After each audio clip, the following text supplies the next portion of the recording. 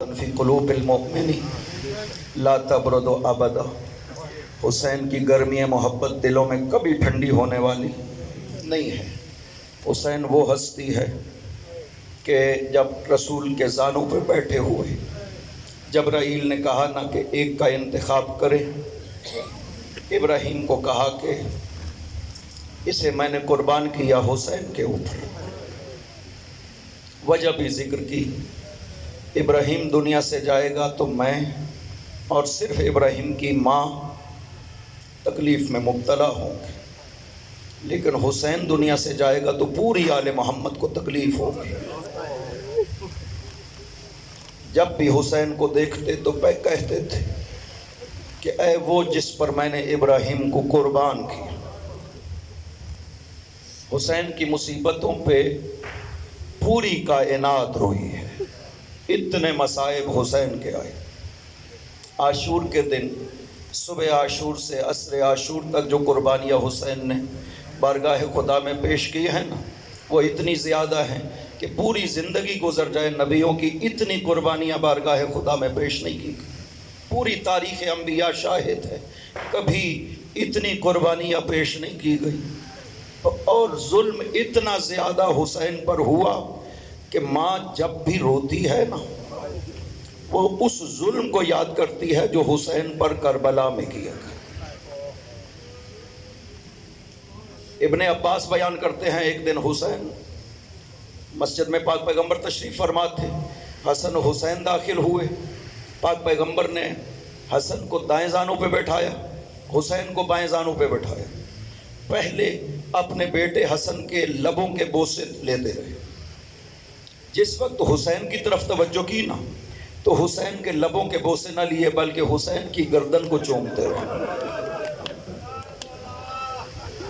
حسین رخصت ہوئے ماں کی حضور کے، ماں سے عرض کیا اماں میرے منہ سے خوشبو تو سونگے۔ ماں نے سونگ کر کے کہا مجھ کو عنبر سے زیادہ خوشبو آ رہی ہے۔ عرض کیا پھر اماں کیا وجہ ہے؟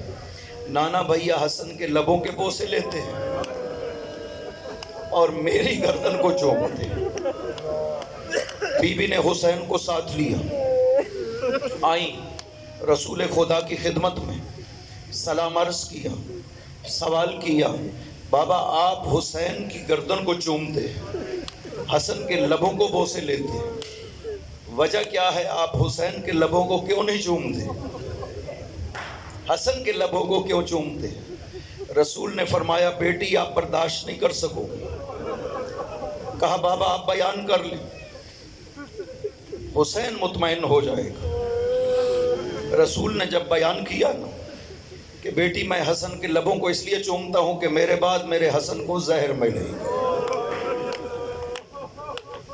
اور جگر حسن کا کٹ کٹ کر منہ سے باہر کرے، اور بیٹی میں حسین کی گردن کو اس لیے چومتا ہوں کہ اسی گردن پہ 12 ضربے خنجر کی لگیں گی اور میرے حسین کی گردن کو کاٹا جائے گا۔ بی بی رو پڑی، روتے ہوئے سوال کیا بابا یہ مدینہ میں ہوگا؟ فرمایا نہیں بیٹی یہ مدینہ سے باہر کربلا میں۔ پوچھا بابا آپ موجود ہوں گے؟ فرمایا نہیں بیٹی میں موجود نہیں ہوں۔ پوچھا علی؟ فرمایا نہیں۔ اپنا پوچھا بابا میں؟ فرمایا نہیں۔ حسن؟ فرمایا نہیں۔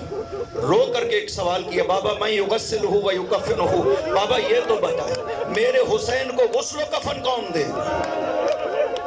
فرمایا بیٹی تیرے حسین کو کوئی بھی غسل و کفن دینے والا نہیں ہوگا۔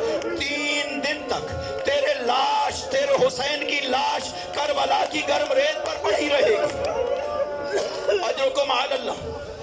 کربلا میں وہی حسین جس کا ساتھ دینے کے لیے بابا ماں بھائی کوئی موجود نہیں ہے، بہن موجود ہے، حسین اکیلے ہیں، اصحاب موجود ہیں، ایسے اصحاب موجود ہیں کہ جو کہتے ہم 70 مرتبہ قربان ہو جائیں لیکن آپ کا ساتھ نہیں چھوڑیں گے۔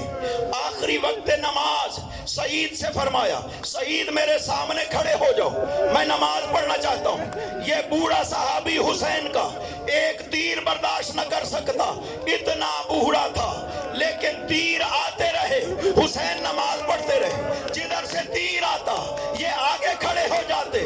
ایک مرتبہ حسین کی نماز مکمل ہوئی، سعید زمین پہ گرے، 13 تیر لگے ہوئے ہیں۔